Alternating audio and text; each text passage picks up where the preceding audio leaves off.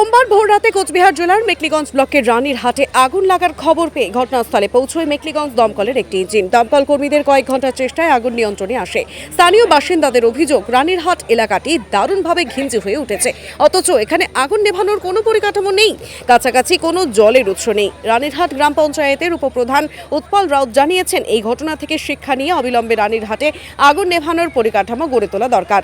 এদিনের আগুনে 3 জন ব্যবসায়ী নিঃস্ব হয়ে পড়লেন। উল্লেখ্য, ভয়াবহ আগুনে ভস্মীভূত হলো পরপর 3টি দোকান। কোচবিহার জেলার মেখলিগঞ্জ ব্লকের রানীরহাট সুপারমার্কেটের মাছবাজারের পাশে সোমবার ভোর রাতে আচমকাই আগুন ছড়িয়ে পড়ে।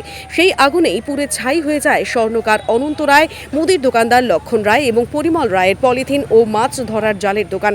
প্রাথমিকভাবে পুলিশ ও দমকলের অনুমান, দোকানের ভেতরেই বৈদ্যুতিক মিটার ফেটে গিয়ে এই আগুন ছড়িয়ে পড়ে।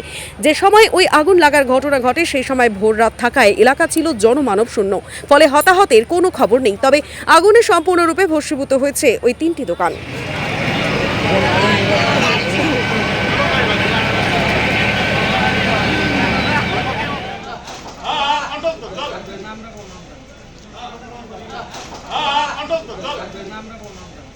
কাজ করা ওইটা সারা বন্ধ করে দিয়ে একটা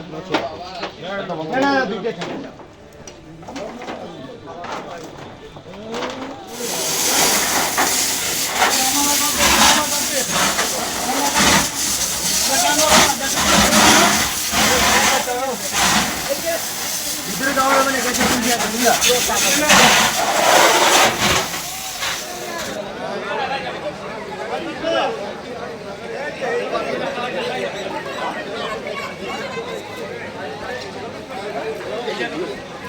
মনে দোয়া চলছে।